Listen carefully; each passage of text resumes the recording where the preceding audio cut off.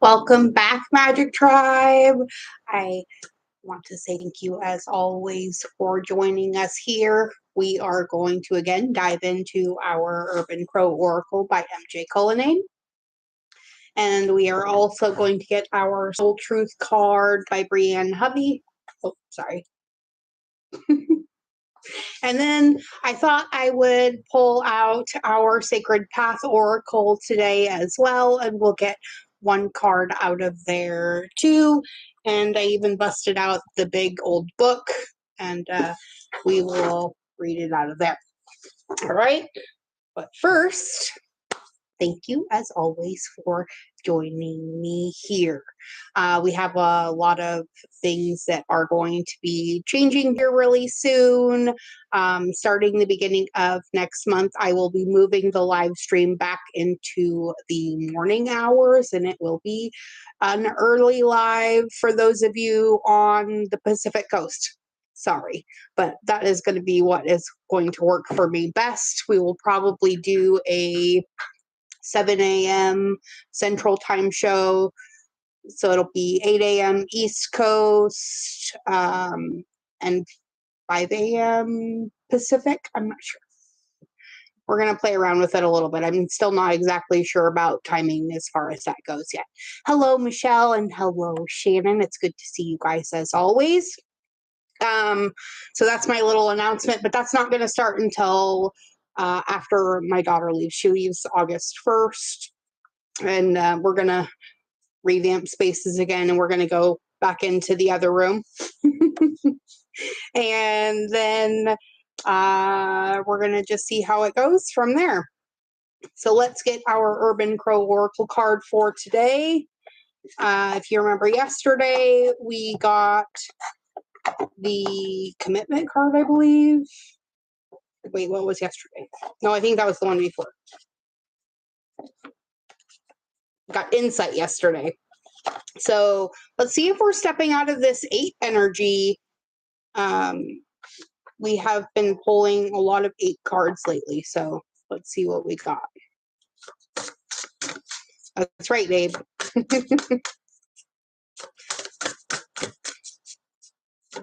Also, I may start doing some evening shifts at work. That's kind of part of the reason why I will also be switching it to the morning. Plus, I don't know, my energy is just better first thing in the morning with the sun than it is later on. I feel like I'm super tired for most of these, so we'll see. All right, what is our card for today? Ooh, that was good. Ooh, we get the grief card. This may be a scenario that you are familiar with, Michelle, having seen it with the seagulls. It is also very common in our corvid families as well. Right, there'll always be replays, guys. So that's kind of it too. Plus, I'm also going to start releasing some other fun videos, but I'm not ready to put those out yet. So, all right, let's read what the grief card has to say for us today. Oh, I'm sorry about your baby sister's pet. That is very hard. We lost a pet family member ourselves back in around Thanksgiving. All right, so Magic Tribe, remember that crows make time to grieve. They have funerals and gather solemnly around their fallen friends in silence. It is essential to allow yourself time to feel sadness for a loss, honor the memory, and express your emotions. Remember, healing begins the moment you confront the source of your pain. Grief may appear if you have suppressed emotions around a loss.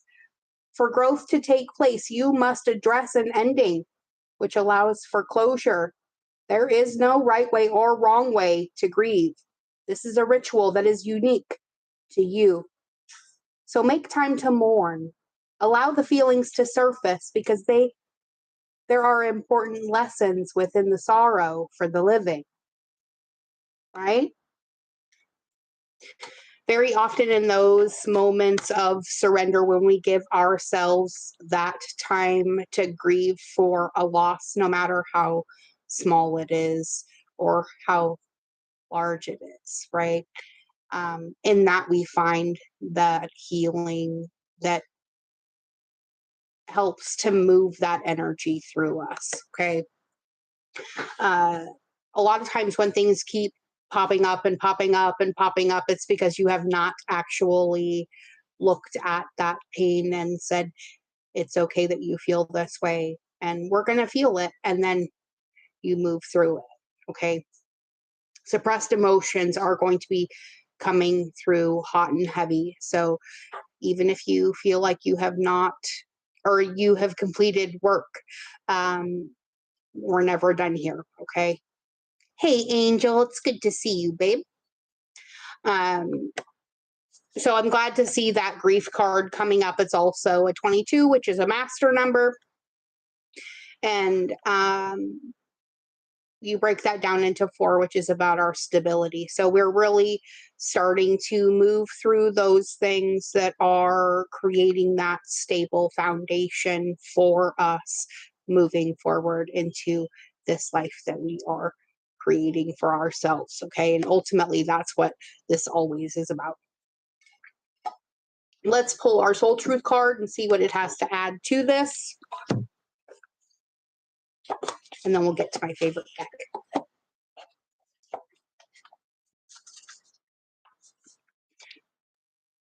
It's all good, Michelle. Remember, that's what replays are for. All right, let's see what. Wait, we're really moving through this deck. We're about halfway through now. I think we're a little over halfway through with the Urban Crow Oracle too as well. So we'll have to move our way through a few other decks after this. Let's see what our Soul Truth cards have to ask us today. Oh, we have an almost jumper. All right, so, ooh, this is a good one. So, who are you comparing yourself to right now? Hmm?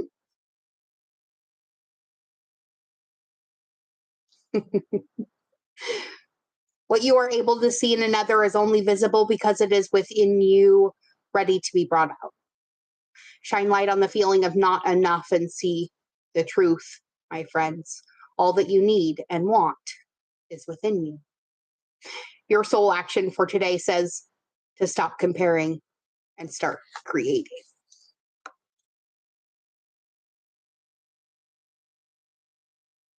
And there you have it, my friend.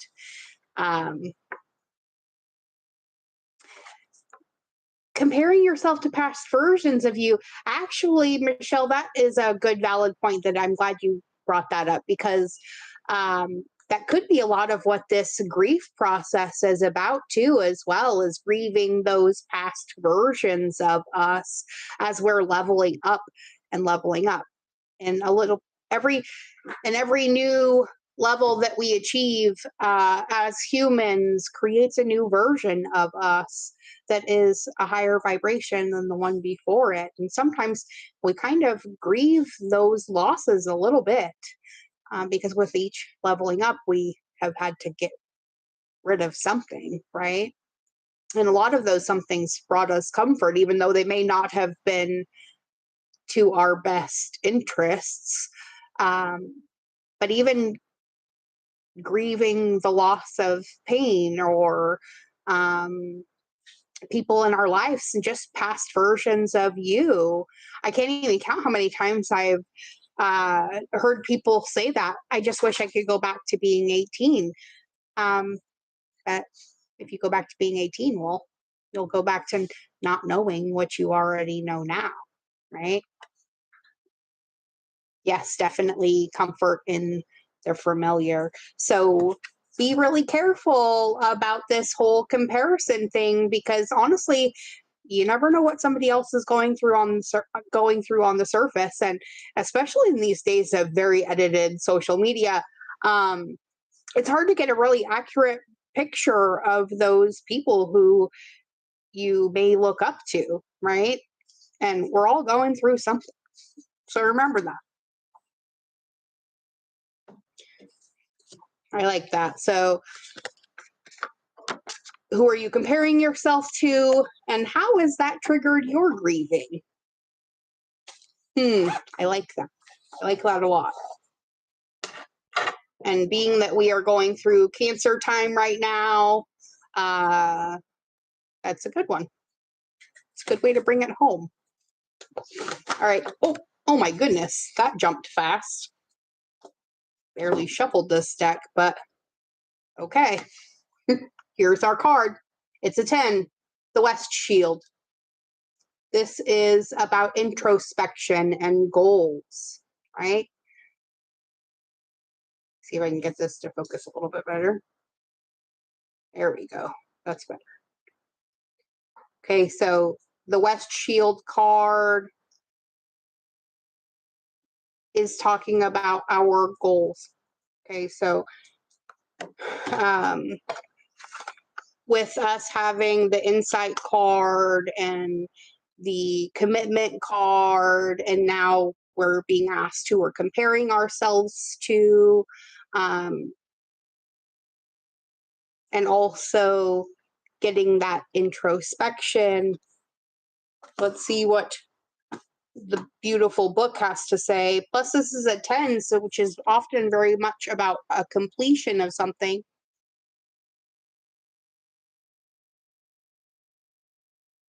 Did you post it on Facebook or on your channel page? Michelle said she posted a Mandela quote that says, "Do not judge me by my successes, judge me by the number of times I fell down and got back up again." Right? Boy, have we all done that.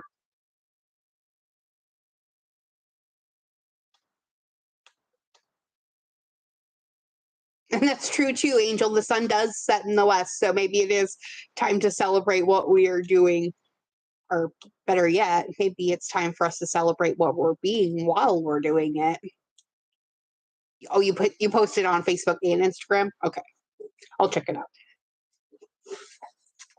I haven't been on there much today because I've been geeking out on dessert ideas for the restaurant because we're getting ready to revamp our dessert menu. So I'm coming up with some ideas.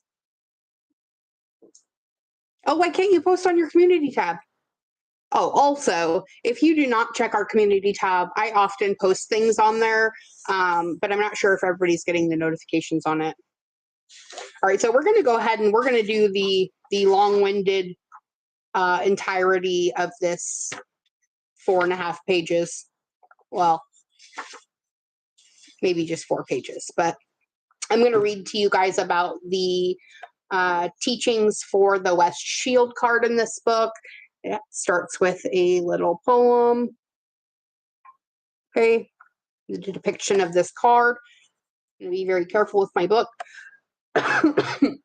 Oh, pardon me. Hold on.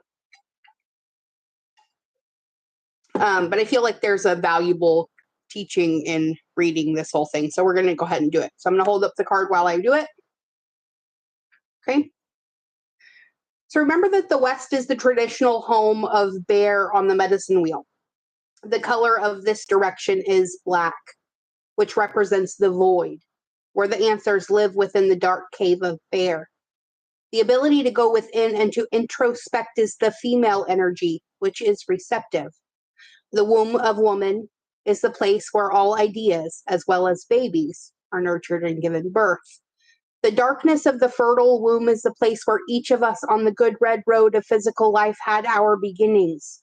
We were the future generation to our parents.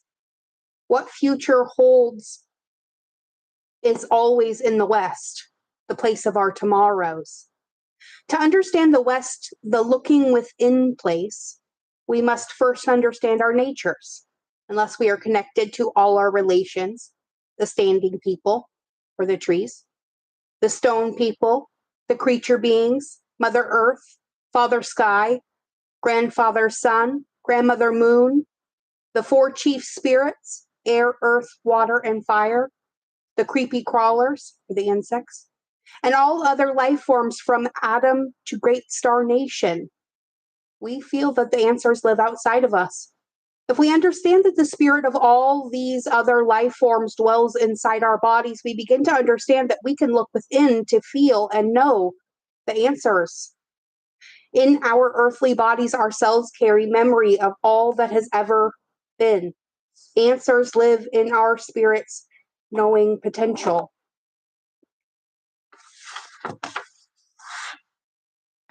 Funny, this is also starts on page 101.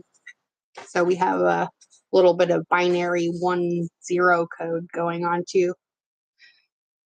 Says the bear came to me in a dreamtime waking state several years ago and lumbered through my awareness to take me on a dreamtime medicine walk.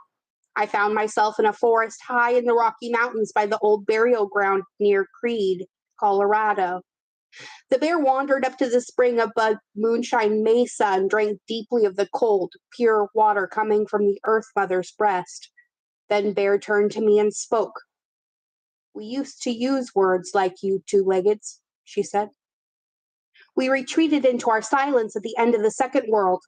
When the earth was cleansed by the great ice mountains, your people had finally come together in clans and families. They had heard the tundra wolf's song and started to use words of their own.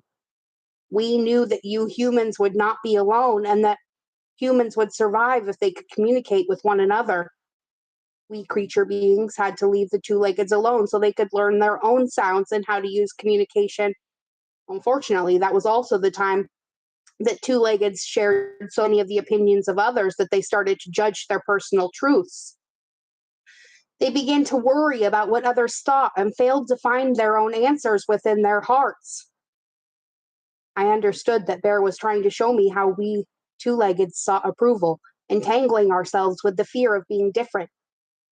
If new ideas presented a threat, it could be hard for individuals to follow their personal truths. Bear continued, it was during those days of the ensuing cold that humankind learned to eat meat. In the first world, the two-leggeds had been vegetarian. Fruits, berries, roots, and wild vegetables were plentiful until the cleansing of the first world. When the great ice mountains moved across Mother Earth's face, the plants, which had sustained all creations, vanished. The two-leggeds were starving until they learned to eat meat. The creature beings who understood the need for balance and sharing offered their bodies as food to the two-leggeds. My creature ancestors gave the warmth of their body's fur and the instinct of survival to the two-leggeds. Then, through consuming the meat of Bear, the West Shield's lessons were learned. I have memory of the way our gift was received by a female two-legged, Bear said. She was called Alona. Alona ate of the meat of Bear and sank into a fulfilling deep sleep. She saw the memories of our Bear clan and learned the 3 paths of the West Shield. I listened as Bear continued. In the dream, Alona watched Grizzly as she ate all that she could find in the way of berries, honey, and fish from the stream. This giantess was filling up for hibernation time when she would have to live off her stored fat. Then, Alona saw Grizzly go into her cave to sleep through winter's white robe. In her dream, Alona followed Grizzly and slept at her side. In the spring, when Grizzly awoke, Alona followed her into the deep green forest. Grizzly seemed very intent on rediscovering the forest and noting the changes in her favorite hollow logs. The deep winter sleep had propelled Grizzly into a new state of awareness. Mama Grizzly had left Alona to her thoughts and had gone to forage through the forest, continuing her routine, Bear said.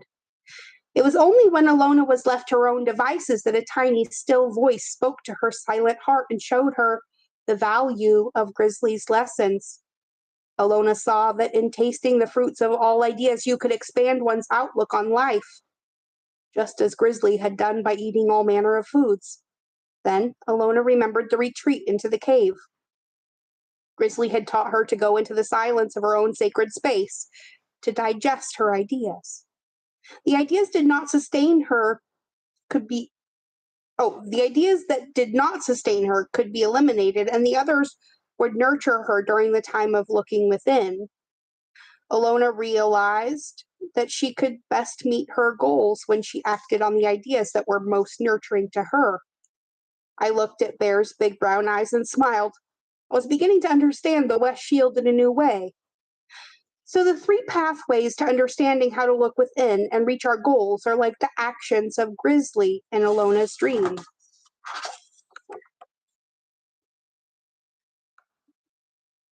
Right? I asked. Right, Bear replied. Now you tell me how you see those paths. I thought for a moment and then spoke. The first path is to enter the stillness of our sacred space. Basically, it's being willing to receive the answers made available to us through the experience of daily life. That is, allowing our female receptive side to come forward to magnetize or receive in the silence. So it is entering the silence, correct? Said Bear. And the second path? Well, I suppose the next step is digesting the answers that come and learning to feel which ones apply. So the second pathway is integrating the information and discerning what our personal truth is, I replied. Right again, said Bear. It is in the second step, which nurtures the answers received, that the third path becomes evident. Oh, I understand, I said. It is because the third path is structure based on personal truth. If we have a knowing about our digestive ideas, then we may then formulate a plan on how to attain our goals. That's the structure. If our goals are based on our personal truth and desire, they will be approached with joy. They will be goals we want to nurture because they are truly our own, not ones that others have expected of us. That's right, isn't it? Bear chuckled and rolled over, scratching her back on the boulder next to the spring. You have the idea, she mused.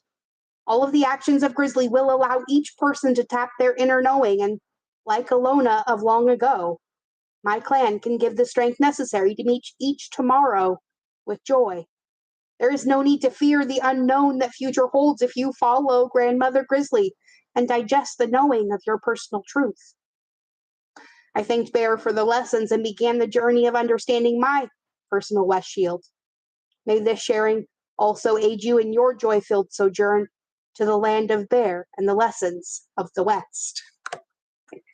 Oh, I love that. So the application of this card says, if the West Shield has appeared in your spread, Bear is asking you to look at your present goals and discern how they affect your future. Are the answers you seek from your own inner knowing? If not, it may be time to enter the silence and digest the questions so that your personal answers can emerge. Bear also reminds us that the West Shield is the place of all tomorrows. If you are afraid of the unknown, it may be time to clear away the fear. Strength to accomplish this clearing is Bear's greatest medicine. Call on Bear and feel the courage to meet the future. Fill your spirit. In all cases, the West Shield speaks of the ability to complete our goals, the acknowledgement of our inner strengths, and the power to find and know our own answers. Remember that the opinions of others become mixed with our own doubts and become limitations when we forget to enter the silence. Love that. And sometimes in the entering of that silence, we may be approached by this grief. But like our corvid friends, the crow, we will honor that grief. We will express that grief and we will watch it flow away so it can be replaced again with joy. So remember not to compare yourself to others, my friend. Your journey looks nothing like mine or hers or his or anyone else's. It doesn't matter how much you appreciate them and their journey. Your journey is yours. And thank you, as always, for joining me in mine. We'll be back again tomorrow at 8 p.m., my friends. Remember, favor follows you wherever you go, as does my love. Be good. Be good at it. Remember to be like Bear. Grandmother Grizzly obviously had a lesson for you today. Look to the west, the land of the setting sun, and there you will find that completion that you're looking for. Also, remember that everything's always working out for you, and all your wants and needs are met above and beyond your greatest expectation. Always and always, because you're safe, loved, protected, and forever prosperous. And maybe your greatest gift right now is the breath that you're drawing and your ability to share space with all of us here. Thank you for being a part of our magic tribe. I'll see you all again tomorrow at 8 p.m. sharp. And that's Central Time.